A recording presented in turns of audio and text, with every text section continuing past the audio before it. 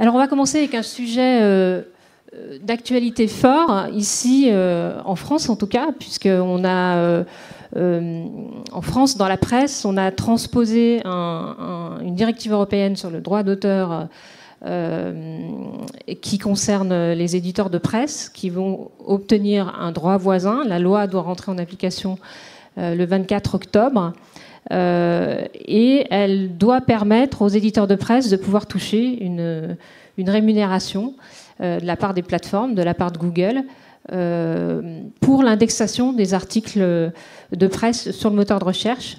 Et ces derniers jours, Google a fait savoir aux éditeurs de presse eh bien qu'ils ne paieraient pas et qu'il entendait appliquer la loi à sa manière, suivant sa propre interprétation, c'est-à-dire uniquement en laissant apparaître les liens qui renvoient vers les articles de presse et en supprimant les courts extraits et les illustrations. Les éditeurs de presse sont évidemment vent debout contre cette interprétation, mais je trouve que ce cas d'école est une très bonne illustration du thème qu'on compte débattre aujourd'hui sur comment les plateformes peuvent défier la démocratie. Et j'aimerais vous entendre là-dessus, Paul Demitz, pour savoir qu'est-ce que vous pensez de ce qui se passe aujourd'hui en France entre Google et les éditeurs de presse. Bon, il faut savoir que pendant les négociations de texte de la loi, Google a réussi de mobiliser une grande partie de la société civile et le texte de la loi, disons, ce n'est pas le plus fort. Je crois que c'est pour tous à apprendre. La stratégie de Google, c'est clair. Il veut avoir de l'un côté toutes les données privées des personnes pour rien, et de l'autre côté les contenus qu'elle peut trouver sur l'Internet aussi pour rien. Et si on veut arrêter ça, il faut être assez conséquent.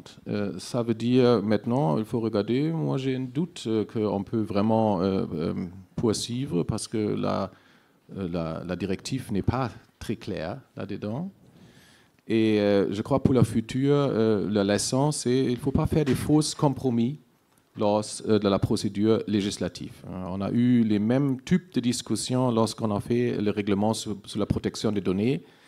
Et c'est important que la société civile s'engage dans la démocratie, dans la bonne côté. Et si elle ne fait pas ça, on a des résultats comme ça. Donc concrètement, vous dites que la directive n'est pas claire. Est-ce qu'il y a des trous dans la raquette? Est-ce qu'on a transposé trop rapidement en France le texte? Est-ce qu'il faudra y apporter des précisions? Bon, moi, je n'ai pas analysé le texte de la loi française, mais moi, j'ai l'impression que des compromis ont été faits lors de l'adoption de la directive qui permet maintenant à Google justement d'échapper à cette discipline qui était prévue pour les snippets, mais pas seulement pour les headlines. Et là, on n'a pas assez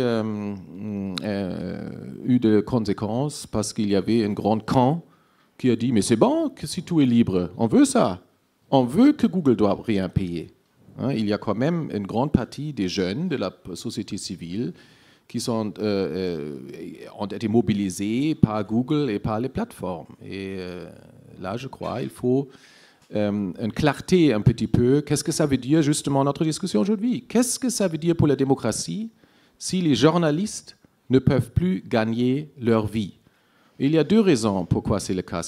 La première raison, ce n'est pas la directive copyright. La première raison, c'est que 80% des revenus de la publicité sur Internet aujourd'hui revient à deux grandes entreprises multinationales, Facebook et Google. Et cet argent, avant, était distribué entre des centaines de publications journalistiques. Et ça, c'est le problème de base. Et il faut d'abord, disons, une discussion à quoi ça amène dans une démocratie si le journalisme est en train de mourir. On le voit en Amérique, on le voit en Europe. Et il faut un petit peu une discussion sur cette idée qu'on n'a plus besoin des journalistes, des médiateurs. On n'a d'ailleurs aussi pas plus besoin d'une démocratie représentative parce que, et ça c'est la théorie de Silicon Valley, de la California Ideology et de Kybernetics, si on fait disparaître tous les obstacles entre l'individu et l'information, tout va être super. Et ça, c'est, je crois, une grande... ça, c'est fausse, mais il faut convaincre des gens qu'on a besoin encore de quatrième pouvoir dans la démocratie du journalisme, parce que la cacophonie de Internet ne va pas remplacer le travail d'investigation et de contrôle de pouvoir public et privé du journalisme. Alors Christophe Leclerc, quels sont les moyens des éditeurs de presse vis-à-vis de Google? Quelles réponses peuvent-ils apporter? Alors, il y a plusieurs éléments d'actualité. Vous avez cité la mise en œuvre de la directive copyright en France. Il y a un élément qui, pour moi, est encore plus important, c'est le fait qu'il y a un renouvellement des institutions européennes et qu'elles vont peut-être mettre tout en haut de l'agenda ce genre de questions. Je dis peut-être, c'est dans les projets actuellement. Au moment même où nous parlons, il y a au Parlement européen l'audition de la future commissaire à la concurrence, dont le mandat est largement élargi justement à tout le domaine du digital. Et clairement, la sensibilité d'une part des milieux politiques et professionnels et médias et d'autre part du grand public, la sensibilité est telle que je pense qu'on va enfin traiter sérieusement ces questions. Je n'ai jamais pensé que la directive copyright permettrait par elle-même d'avoir des revenus qui aillent des recettes publicitaires de Google et Facebook vers les médias. Pour ça, il faut l'accompagner par une utilisation claire du droit de la concurrence. Je vais répondre à votre question. Ça ne relève pas des médias, ça relève des pouvoirs publics. Ce qu'a fait Google il y a une semaine en France, j'appelle ça un abus de position dominante. Avant de créer Euractiv, ce média spécialisé sur les politiques européennes, j'étais fonctionnaire européen, comme Paul, à la Direction générale de la concurrence. Donc ce que je dis ne les engage absolument pas, mais j'ai quand même des bons souvenirs. Et je remarque chez Google et Facebook la même attitude arrogante que celle de Microsoft il y a 20 ans. Microsoft a été condamné plusieurs fois par les institutions européennes et les institutions américaines. Microsoft a dû reconstruire son entreprise. Et je pense qu'il se passera la même chose pour les grandes plateformes. Alors l'abus de position dominante, c'est quand même très difficile à caractériser. Après tout, Google ne vire pas les éditeurs de la plateforme. Ça a le même effet. Ça consiste à imposer des termes qui ne sont pas acceptables et en fait, on n'a pas vraiment le choix. Sur les Échos, je ne sais pas si vous l'avez déjà fait, dans l'équipe de Euractiv, on a déjà adapté le code en fonction de ce que Google demandait. Ce n'est pas du tout ma préférence, mais c'est simplement ce qu'il faut faire pour conserver ou augmenter le nombre de lecteurs. Maintenant, vous demandez justement que peuvent faire les médias. Il ne s'agit pas simplement de demander au pouvoir public d'intervenir. Dans ce groupe d'experts auquel vous avez fait allusion, on a fait un bon rapport il y a 1 an et demi, qui était un rapport consensuel entre les professionnels des médias et les plateformes et les ONG. Et on a évoqué toutes ces questions-là. Et on est allé bien au-delà du fait d'activer les politiques publiques. En gros, je peux résumer ce rapport en 3 points. Et vous allez voir que ça répond à votre question. Premièrement, éviter la censure, parce que c'est un risque. Et c'est l'argument classique des ONG qui travaillent avec Google et Facebook, c'est de dire, si vous nous réglementez, vous supprimez la liberté sur Internet. Donc il ne faut pas utiliser la censure. Et de ce point de vue, la loi française sur les fake news n'est pas parfaite. Les intentions sont bonnes, la plupart des mesures sont bonnes, mais in fine, il y a quand même un recours au juge des référés pour décider en 24 ou 48 heures de la pertinence ou la véracité, on peut discuter de tel ou tel article. Ça sera très rarement utilisé. Je pense que c'est même contre-productif. Mais n'empêche que le principe n'est pas bon. Deuxième élément de ce rapport, diluer les fake news. C'est un mot qu'on utilise peu dans les domaines juridiques, diluer. C'est une approche plutôt statistique que juridique. Eh bien, ça consiste à ne pas censurer les fake news. Il y a tout ce qui relève des nouvelles illégales, ça doit être supprimé. Mais pour tout ce qui relève de la question de la véracité, on ne va pas créer un ministère de la vérité. Ce qu'il faut, c'est utiliser des indicateurs de confiance. Et là, j'aborde enfin le mot de confiance qui est dans le titre de cette session. Il y a eu un code de bonne conduite qui a été signé par les plateformes il y a 1 an. Il n'a pas eu beaucoup d'effets pour l'instant, mais il y a un principe qui est bon, c'est le fait d'utiliser des indicateurs de confiance qui déterminent la crédibilité qu'on peut accorder à telle ou telle source. Donc pour moi, un article qui est publié sur les Échos maintenant, il mérite une grande visibilité sur les plateformes. Un article qui est publié au même moment par Russia Today mérite une visibilité faible. Et puis, ça peut évoluer. Ensuite, les vérificateurs, les fact-checkers font leur travail. Et peut-être que votre article, en fait, ne sera pas bon, et alors il va baisser. Et peut-être que l'article de Russia Today, pour une fois, sera très bon, et alors il va progresser. Mais il faut au départ qu'il y ait des indicateurs de confiance qui influencent à l'intérieur des plateformes les algorithmes. Troisième point dans notre rapport, et c'est le dernier, c'est promouvoir les contenus de qualité. Et pour les promouvoir, il faut déjà les financer. Et c'est le grand problème que Paul vient d'évoquer, les 80% qui nous manquent.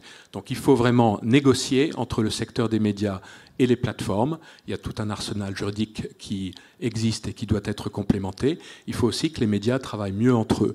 En fait, les médias, c'est un monde essentiellement national ou local. Il y a peu de grands médias européens. Les fédérations européennes de médias sont assez divisées. Et là, il y a un gros effort à faire. Enfin, il y a des choses qui relèvent à la fois des médias et des pouvoirs publics, comme l'éducation aux médias, le développement de la vérification, etc. Au fond, c'est de bien faire le cœur de notre travail. Alors, vous le disiez tout à l'heure, Margrethe Vestager, la future vice-présidente au numérique et à la concurrence également, est en train de passer son grand oral aujourd'hui devant les députés européens. Au fond, qu'est-ce qui serait souhaitable pour ce nouveau mandat, Paul Nemitz, en termes de remèdes et stratégies pour poser des garde-fous, si c'est possible, aux géants américains ? Bon, c'est clair que la présidente de la Commission européenne, Mme von der Leyen, elle a déjà donné ses orientations politiques. Et la première orientation est de renforcer notre vie démocratique.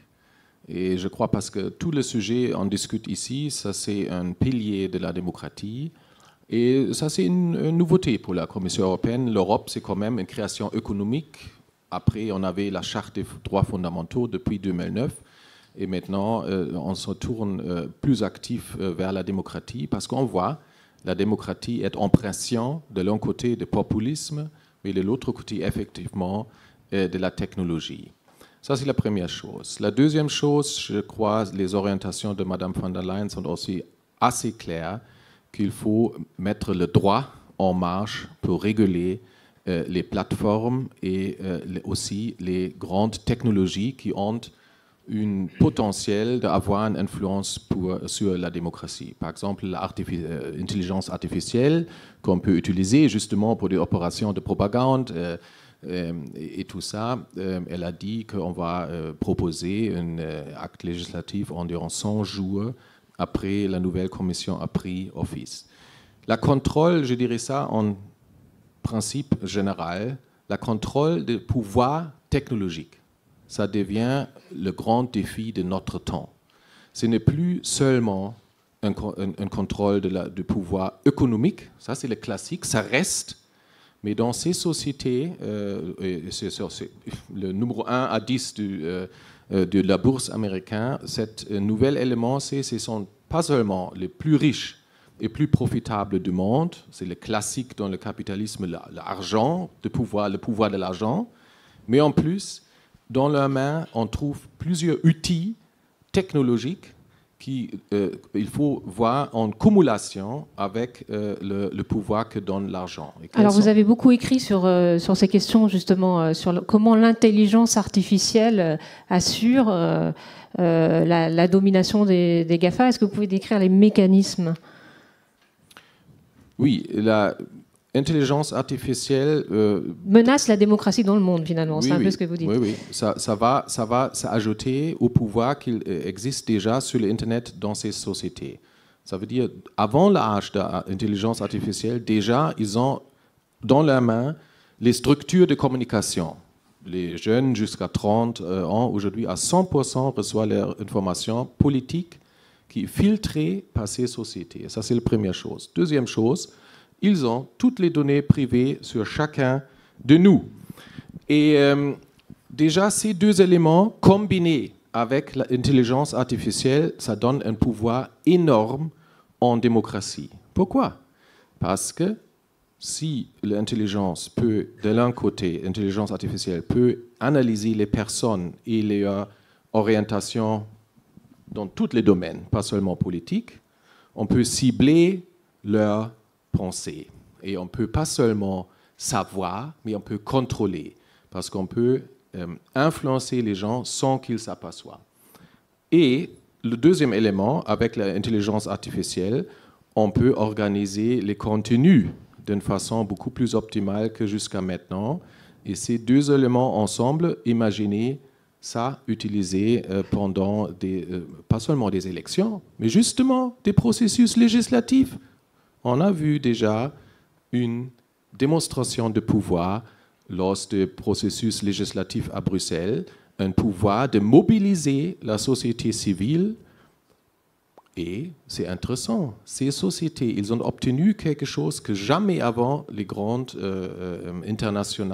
des sociétés internationales avaient. Ils ont un pouvoir énorme, mais ils ont aussi une image assez bien, et on les aime. Et ça, c'est en partie sur base de l'utilisation des technologies qui sont des technologies de manipulation des hommes. Est-ce qu'il y a des questions dans la salle ? Pareil, on peut toujours prendre des questions aussi sur Twitter avec le hashtag Média en scène. Je vous invite à les formuler. Une question par là-bas, je crois. À gauche, il y a, je vois. Et à droite, la dame. Là. Ah oui.